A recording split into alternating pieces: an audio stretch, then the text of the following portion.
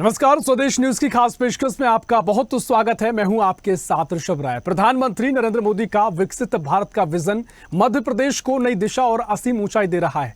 उनके नेतृत्व में मुख्यमंत्री डॉक्टर मोहन यादव एक मिशन के तहत विकसित मध्य प्रदेश के सपने की संकल्पना को साकार रूप दे रहे हैं और मध्य प्रदेश में निवेश का परिवेश तैयार है और तैयार है सरकार की वे नीतियां जिनसे प्रदेश में औद्योगिक विकास और विस्तार का सृजन होगा। सरकार की नई नीतियों से न केवल औद्योगिक क्षेत्र की हर समस्याओं का समाधान किया जाएगा, बल्कि औद्योगिक विकास को नई गति भी मिलेगी और मध्य प्रदेश औद्योगिक निवेश की उड़ान भरते हुए नई ऊंचाइयों को छुएगा। मध्य प्रदेश की भौगोलिक संरचना, प्राकृतिक और पर्याप्त संसाधन, बेहतर कनेक्टिविटी, ऊर्जा के भंडार और उद्योग मित्र नीतियां मध्य प्रदेश में निवेश की अपार संभावनाओं को जन्म देती हैं और यही वजह है कि सरकार द्वारा निर्मित औद्योगिक निवेश के लिए बेहतर और अनुकूल वातावरण निवेशकों को मध्य प्रदेश में निवेश के लिए आकर्षण का केंद्र बना रहे और मध्य प्रदेश के औद्योगिक सृजन में संजीवनी बनने का काम करेगी 24 और 25 फरवरी को होने वाली ग्लोबल इन्वेस्टर समिट। इससे न केवल प्रदेश के औद्योगिक विकास को चार चांद लगेंगे, बल्कि प्रदेश के युवाओं के लिए रोजगार के अवसर भी उपलब्ध होंगे। दरअसल निवेश किसी राज्य की समृद्धि का सबसे बड़ा आधार है। अगर राज्य को समृद्ध होना है, विकसित होना है, तो निवेश आना बहुत जरूरी है। यही प्रक्रिया है जो तेज गति से विकास के पैमाने को तय करती है। जितने ज्यादा छोटे बड़े उद्योग लगेंगे, उतने ही प्रदेश का विकास और तरक्की होगी। साथ ही युवाओं के लिए रोजगार के अवसर बढ़ेंगे। ऐसे में भोपाल में होने वाली ग्लोबल इन्वेस्टर समिट प्रदेश के विकास और भोपाल के लिए एक बहुत बड़ा अवसर लेकर आने वाली है। सीएम डॉक्टर मोहन यादव कहते हैं कि हम मध्य प्रदेश के समेकित विकास की ओर बढ़ रहे हैं। उन्होंने सभी उद्योगपतियों से अपील करी है कि जीआईएस में सक्रिय भागीदारी करने और इस ऐतिहासिक अवसर का लाभ उठाने के लिए आगे आइए और मध्य प्रदेश को वैश्विक पहचान दिलाने में भागीदार बनिए। मुख्यमंत्री डॉक्टर मोहन यादव ने कहा कि मध्य प्रदेश और भोपाल के निवेशक बेहिचक न केवल निवेश करें, बल्कि 24-25 फरवरी को भोपाल में हो रही ग्लोबल इन्वेस्टर समिट की मेजबानी भी करें। ऐसा कहने के पीछे का रीजन यह है कि सरकार ने व्यवस्था कर ली है, इससे आप बिल्कुल भी चिंतित ना हो, पूरा निवेश करें और मध्य प्रदेश में उद्योग स्थापित करें। उन्होंने कहा कि जीआईएस भोपाल में हो रहा एक वैश्विक समागम है और यह एक अत्यंत ऐतिहासिक अवसर होने जा रहा है। देश विदेश से यहाँ आने वाले निवेशक हमारे मेहमान हैं, उनके स्वागत में कोई कमी ना रह जाए। जो भी भोपाल आए वह ये अच्छी स्मृति लेकर ही जाए। मुख्यमंत्री डॉक्टर मोहन यादव ने कहा कि हमारी निवेश नीति देश में सबसे अच्छी है। जितने चाहे उद्योग लगाइए, सरकार आपके साथ है, सरकार आपके लिए काम कर रही है। तमाम बातें सीएम ने कही हैं। क्या कुछ उन्होंने आगे कहा वो पूरा आपको सुनवाते हैं, उसके बाद चर्चा की शुरुआत करेंगे। एमएसएमई और सूक्ष्म लघु उद्योग के सभी प्रकार की हमारी देनदारी के लिए, खासकर उद्यमियों से जो हमारे कमिटमेंट है, उसका लगभग 454 करोड़ रुपए की राशि आज डीपीटी के माध्यम से सीधे सीधे उद्योगपतियों के खाते में हमने डाली है। हमारी सरकार वचनबद्धता के आधार पर प्रत्येक लिए गए निर्णय के कमिटमेंट के लिए तत्पर है और मुझे इस बात की प्रसन्नता है कि बहुत सारा बैकलॉग हमने खत्म किया है और बहुत जल्दी पूरा का पूरा करेंगे। लेकिन अभी तो ग्लोबल इन्वेस्टर समिट को लेकर के जो सकारात्मक माहौल बना हुआ है, ऐसे में हम हमारे साथ जो पुराने समय से जो उद्यमी ऑलरेडी काम कर रहे हैं उनसे भी मुलाकात कर रहे हैं और उनको भी प्रेरित कर रहे हैं कि वो अपना वर्तमान का उद्योग तो चलाए, लेकिन नया उद्योग भी लगाए, नए प्रकार से काम करे। सरकार सब प्रकार की मदद करने के लिए तैयार है और खासकर भोपाल वासियों को, तो भोपाल वासियों के लिए तो मेरी अपेक्षा है कि देश और दुनिया के बड़े बड़े अलग अलग प्रकार के लोग आ रहे हैं। ऐसे में भोपाल और मध्य प्रदेश के गौरव के लिए ये आयोजन हमारी गरिमा बढ़ाने वाला है। हम सब अपनी इसी प्रकार की भूमिका रखें। मेरी अपनी ओर से सबका आभार।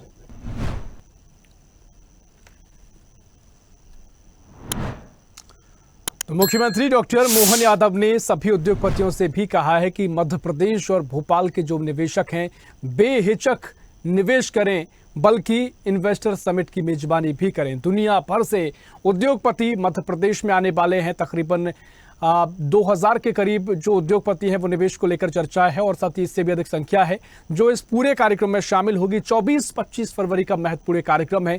मुख्यमंत्री डॉक्टर मोहन यादव लगातार अपील कर रहे हैं, लगातार निर्देश दे रहे हैं और अभी की जो तैयारियां हैं, राजधानी भोपाल को बहुत बढ़िया तरीके से सजा दिया गया है ताकि उद्योगपति यहाँ पहुंचे, जो हॉस्पिटैलिटी यहाँ पर उनको मिले तो उसको लेकर निवेश के बारे में जो उनकी संभावना है वो और ज्यादा बढ़ जाए, उसको लेकर पूरी व्यवस्थाएं भी की है। तमाम व्यवस्थाएं सरकार लगातार कर रही है। चर्चा हम करेंगे। मेहमान हमारे साथ जुड़ रहे हैं, वरिष्ठ पत्रकार हैं चैतन्य भट्ट जी। चैतन्य जी, बहुत स्वागत है आपका स्वदेश न्यूज में। और उद्योगपति दीपक भंडारी जुड़ेंगे, फिलहाल वो नहीं जुड़े हैं। चैतन्य जी, पहले आप ही के पास में आ रहा हूं। 24 और 25 फरवरी का इंतजार लगातार किया जा रहा है और कल का दिन सिर्फ बाकी है। आज 22 फरवरी हो चुकी है। क्या कुछ आप कहेंगे, तैयारियां कहां तक पहुंच गई हैं? हम और आप लगातार नीतियों पर चर्चा कर रहे हैं। मुख्यमंत्री लगातार कह रहे हैं कि देश में उद्योग जगत के लिए सबसे बेहतर नीति मध्य प्रदेश ने तैयार की है। अब काउंटडाउन शुरू हो चुका है, किस तरीके से अभी तक की तस्वीर को आप देख रहे हैं? देखिए, मुझे लगता है ये जो कदम मोहन यादव, ये मध्य प्रदेश के इतिहास में पत्थर होगा क्योंकि अभी तक हम मानते हैं वो उद्योगों के मामले में दूसरे प्रदेशों की तुलना में जो उन्नत प्रदेश है उद्योगों के मामले में, उनसे काफी पिछड़ा हुआ है। यद्यपि पहले भी इस तरह के प्रयास हुए हैं, पूर्व मुख्यमंत्री शिवराज सिंह चौहान ने भी प्रयास किए, कई इंडस्ट्रियल समिट की हुई, लेकिन ये मोहन यादव ने जो एक संकल्पना की थी कि हम रीजनल स्तर पर रीजनल समिट करें, तो ये होगा कि जिस इलाके में आप समिट कर रहे हैं उस इलाके में किस तरह के उद्योग लग सकते हैं, इसका फायदा आपको मिलता है। अभी तक क्या होता, केंद्रीकरण होता था इंदौर में या भोपाल में समिट होती थी, तो आसपास के जो इलाके थे जहां जिस चीज की बहुलता है वहां उस तरह के उद्योग लगाए जाए, इसका पता नहीं लग पाता। लेकिन ये जो रीजनल समिट की है इन्होंने, डॉक्टर मोहन यादव ने, ये अपने आप में एक नया प्रयोग है और इसका फायदा निश्चित तौर पर मिलेगा। दूसरा, जो अभी आपका ग्लोबल इन्वेस्टर समिट होने वाली है जिसमें प्रधानमंत्री नरेंद्र मोदी जी भाग लेने वाले हैं, वो भी एक अपने आप में एक नया प्रयोग होगा, क्योंकि प्रधानमंत्री जब आएंगे तो निश्चित तौर पर बड़े बड़े उद्योगपति जो है वो उनसे मिलने के लिए भी वहां आएंगे और उनके आह्वान से बड़े उद्योगपति कहीं न कहीं मध्य प्रदेश में उद्योग लगाने के लिए प्रयास करेंगे। अभी ये भी पता लगा है कि जो अनुमतियां हैं, तो उचित अनुमतियां दी जाती थी उद्योगपतियों को, उनमें बहुत कमी कर दी गई। 25-30 रखती थी, उसको अब 10 में सीमित कर दिया है। इसके अलावा ये भी कहा गया है कि 28 दिन में वो तमाम अनुमतियां दे दी जाए संबंधित विभाग से।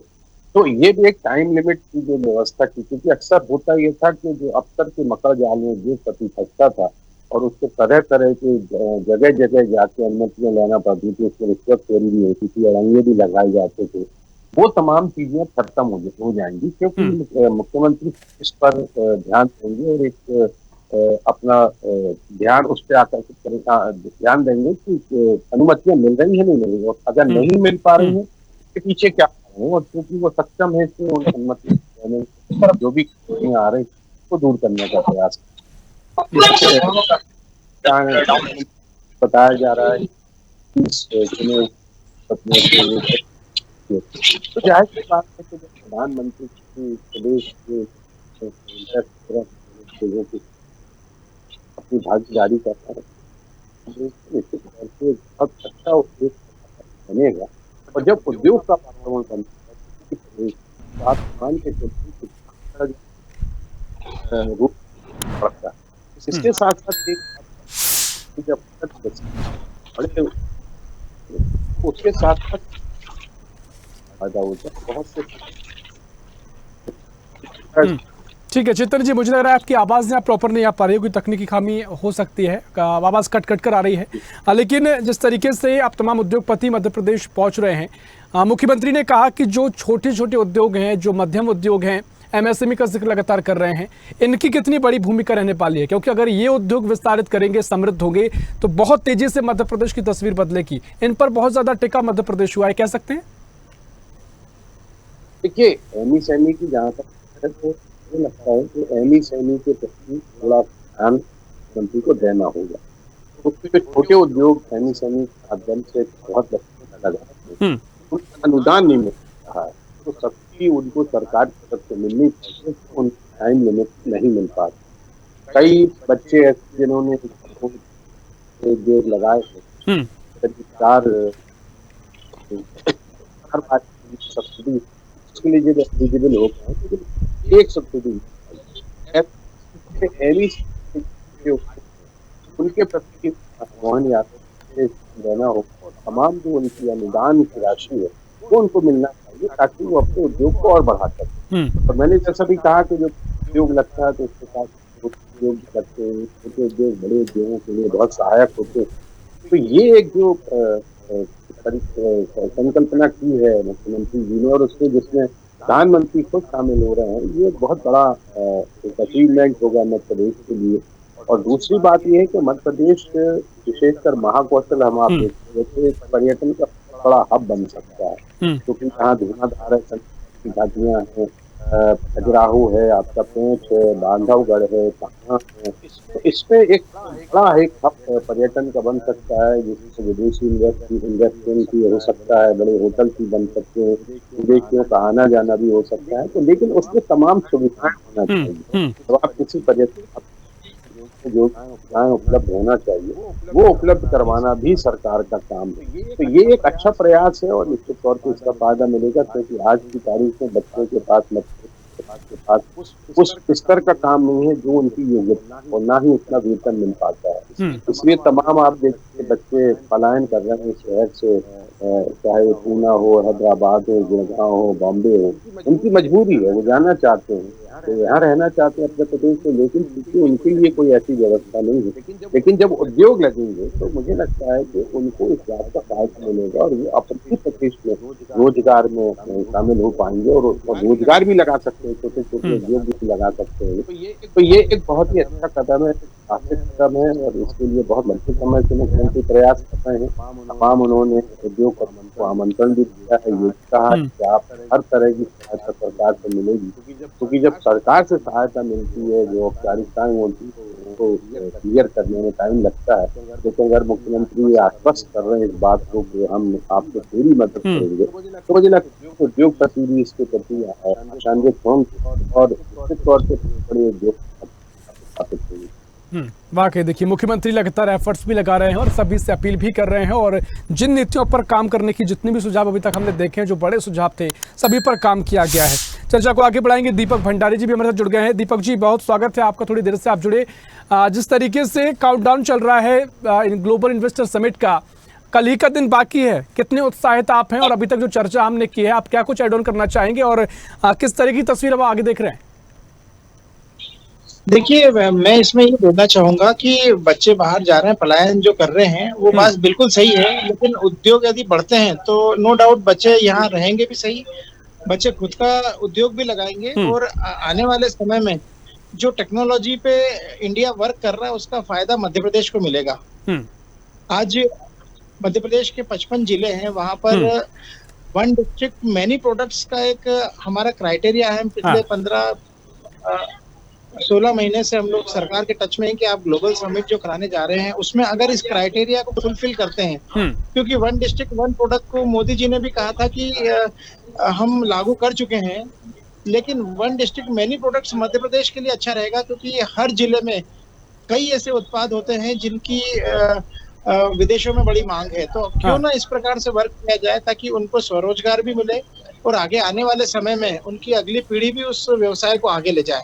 Sir one district many product, तो सर ये मान लिया जाए कि जो भी बेहतर है आपके जिले से, आप जो कुछ भी बेहतर है सब ले आइए। अभी तक एक जो इमेज है कि एक जिले से एक ही उत्पाद रहेगा जिससे प्लेटफॉर्म मिलेगा, आप ये सुझाव देना चाह रहे हैं कि सभी जो भी आपके पास बेहतर चीजें हैं वो लाइए? हाँ, देखिए मेरा सुझाव ये है कि मध्य प्रदेश में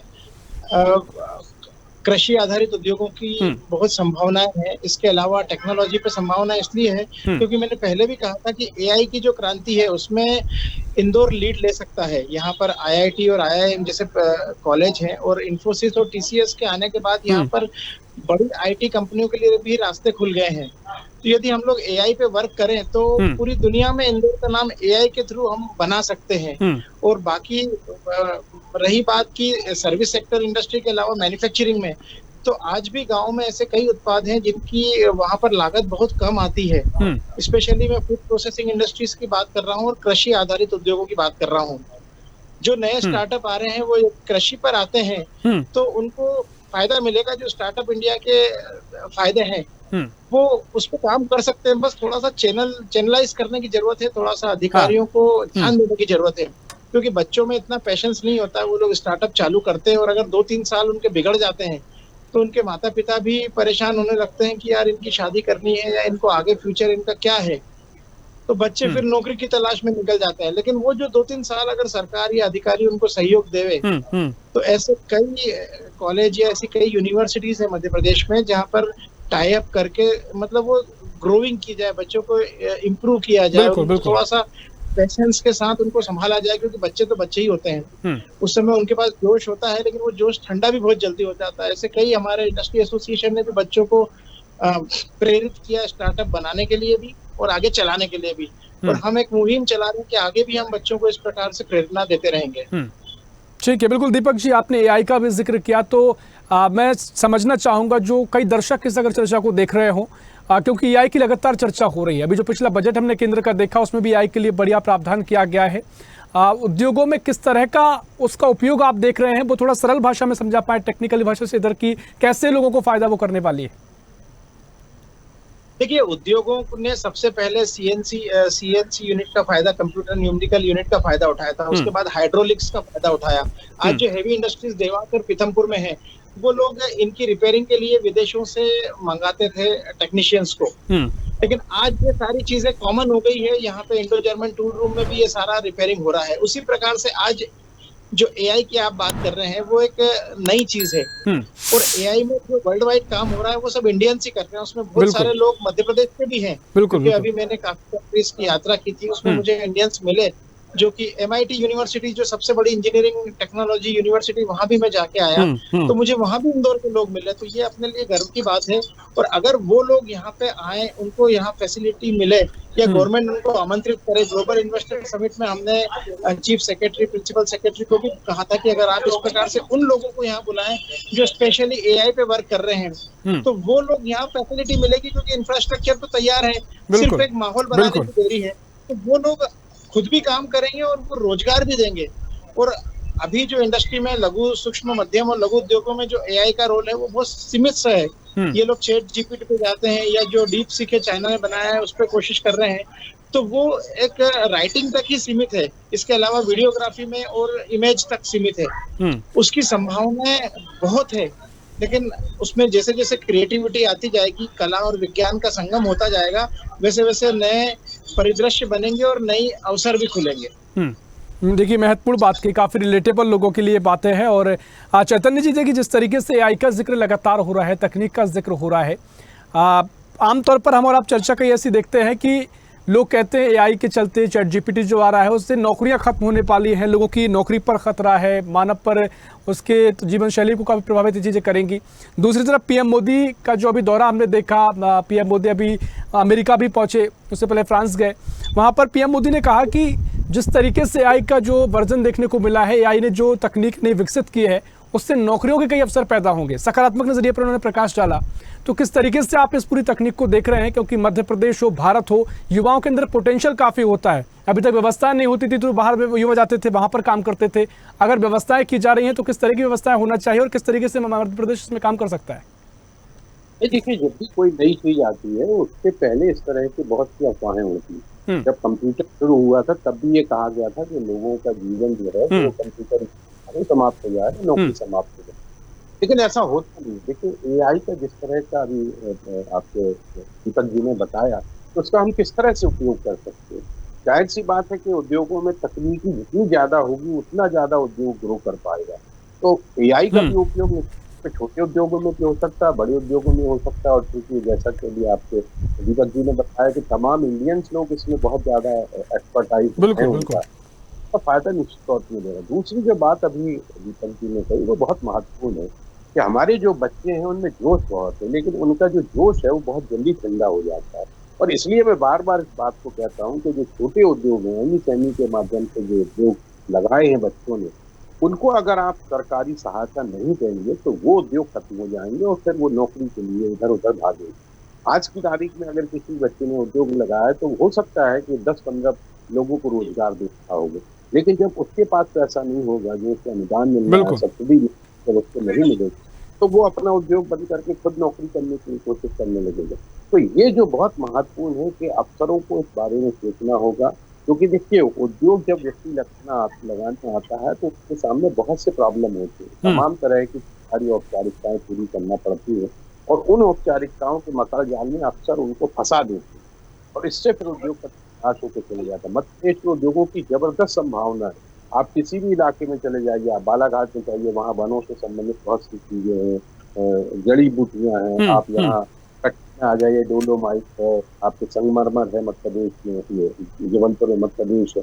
तो हर जगह कुछ ना कुछ ऐसी विशेषता है जिसका फायदा उद्योगों को मिल सकता है, लेकिन उसकी इच्छा शक्ति कितनी है ये अच्छी बात है कि मोहन यादव सरकार जो है इनकी इच्छा शक्ति है कि मध्य प्रदेश उद्योग और उसके लिए तमाम तरह के दीपक जी जैसे उद्योगपति अगर और इसको प्रोत्साहित करेंगे तो मुझे लगता है कि मध्य प्रदेश के लिए बहुत ही लाभदायक होगा। क्योंकि आज की तारीख में हम ये देखते हैं कि अगर इंदौर को तो बड़े शहर छोटे शहरों को तो रिटायर्ड और बूढ़े लोगों के शहर बन के रह गए, क्योंकि उनके बच्चों के पास काम नहीं। आप किसी बताएंगे और ऊर्जा आएगी आपको, जब उनसे पूछा जाए बच्चे तो बताएंगे हम कितना में। तो मध्य प्रदेश में उद्योगों की बहुत संभावना है, अनंत संभावना है, बस उसको कार्य रूप में और अपनी जामा पहनाना है। ये भी देखना होगा कि सिर्फ एमओयू साइन न हो, वास्तव में उद्योग आए जाए, क्योंकि पहले इस तरह का एक अनुभव आया है कि एमओयू साइन हुए क्योंकि उद्योग लगे। नहीं, वाकई में ये काफ़ी प्रैक्टिकल चीज़ें भी अभी तक देखने को मिली हैं। और दीपक जी, जिस तरीके से चैतन्य जी ने बातें कही कि एक है कि अभी तक जो उत्साहित माहौल नजर आ रहा है, जो उद्योगपति आने की चर्चा है, मध्य प्रदेश में अभी तक जो रीजनल समिट्स हुई हैं उसमें जो निवेश प्रस्ताव सामने आए हैं, जनता को, हमको और आपको और सभी प्रदेशवासियों को मतलब सिर्फ एक बात से कि कितना कुछ ज़मीन पर उतर पाता है। और ज़मीन पर उतरे इसी के लिए सरकार ने व्यवस्थाएं की हैं कि जो नीतियों में दिक्कत थी उनको खत्म सरल किया गया है, जो भी बाधाएं थी नौकरशाही के तौर पे उसको भी निर्देश दिए गए हैं, और भी तमाम जो सिंगल विंडो की प्रणाली की बात चल रही है, तो तमाम तरीके से सरलताएं की गई हैं। अब कितना ज़मीन पर उतरेगा उस पर हम आगे चर्चा करेंगे, लेकिन जहाँ तक आपने AI की चर्चा की, तकनीक की बात की, और सरकार मदद भी करती है, व्यवस्थाएँ कर रही है, लेकिन क्या आपने भी पहली चर्चा में कई बार कहा कि हम जो बिजनेसमैन होता है, उद्योगपति होता है, वो खुद के रिस्क पर बिजनेस शुरू करता है। क्या सरकार से इस तरह की अपेक्षा रखना बहुत उचित होता है, या फिर अपने तरीके से जो स्टार्टअप करते हैं उसमें जो भी सफलता मिले, जो भी मिले, उसको आगे बढ़ाया जा सकता है? देखिए, अगर हम भारत के परिप्रेक्ष्य में बात करें तो जितनी हेवी इंडस्ट्रीज भारत में शुरुआती दौर में लगाई गई थी आजादी के बाद, वो सरकार ने लगाई थी, चाहे टेलीकॉम हो, स्टील हो या एविएशन हो। लेकिन जब लिबरलाइजेशन हुआ और प्राइवेट सेक्टर को भी सारी इंडस्ट्री लगाने की छूट दी गई, तो आज हेवी इंडस्ट्रीज सारी प्राइवेट सेक्टर के हाथ में है। बिल्कुल। तो मैं एमएसएमई और स्टार्टअप के परिप्रेक्ष्य में भी यही बोलना चाहूंगा कि एमएसएमई और स्टार्टअप आज खुद संघर्ष कर रहे हैं, और इसमें से ऐसे कई एमएसएमई और स्टार्टअप है जो यूनिकॉर्न बन चुके हैं, और कई ऐसी स्टार्टअप्स हैं या ऐसी एमएसएमई है जो दूसरी या तीसरी पीढ़ी को उन्होंने अपना बिजनेस हैंड ओवर किया है। आप देखिए, इंदौर में, ग्वालियर में, जबलपुर में ऐसी कई ब्रांड है जो नेशनल लेवल पे अपनी पहचान बना चुके हैं, लेकिन वो क्या है, इक्का दुक्का है।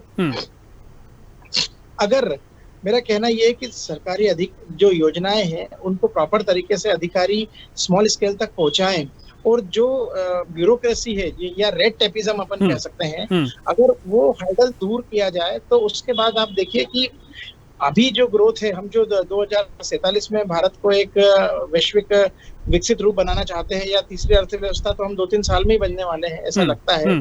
तो हम मतलब टॉप 3 में आने के बाद हम लोग विकसित राष्ट्र भी 2030 तक बन सकते हैं, क्योंकि जो समस्याएं हैं वो रेड टेपिज्म की है, वो समस्याएं हैं जो घोषणाएं हैं या जो योजनाएं हैं, जो स्कीम से उनको लागू करने की है, उनको आसानी से लागू किया जाए। थोड़ा सा जैसे मुख्यमंत्री ने उत्साह का माहौल बनाया है, बहुत खुशी की लहर है स्टार्टअप्स में भी और एमएसएमई में भी, और यह खुशी की लहर ऐसा ना हो कि समिट के बाद काफूर हो जाए। ये खुशी की लहर लगातार चलती रहे, लोगों को प्रोत्साहन मिलता रहे, लोगों के काम जल्दी होते रहे, जमीन का अलॉटमेंट, सही बात है, मतलब जमीन है उसमें भी जो भूमि संबंधित कानून के लिए तो मैं हमेशा बोलता हूँ कि तकलीफ में रहते हैं उद्योगपति हमेशा।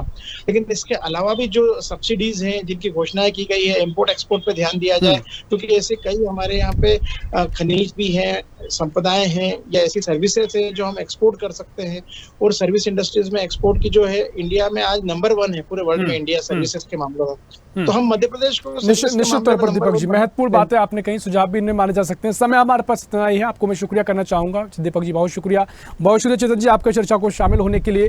तो मध्य प्रदेश की मोहन सरकार ने अभी तक तमाम प्रयास किए, निवेशकों को आकर्षित किया है और जो मध्य प्रदेश के निवेशक हैं वो तो लगातार यहाँ पर निवेश कर रहे हैं, लेकिन दुनिया भर से उद्योगपति आने वाले हैं। 24-25 फरवरी पर सभी की निगाहें हैं, क्या कुछ आगे की तस्वीर नजर आएगी। फिलहाल के लिए इस खास पेशकश में इतना ही। देश प्रदेश की और भी खबरों के लिए देखते रहिए स्वदेश न्यूज, सबसे पहले देश। ऐसी ही खबरों के लिए हमें लाइक करें, शेयर करें, फॉलो करें और यूट्यूब पर सब्सक्राइब करें और बेल आइकन दबाना ना भूलें। साथ ही ताजा अपडेट्स के लिए हमारी वेबसाइट स्वदेशलाइव.com पर जरूर जाएं।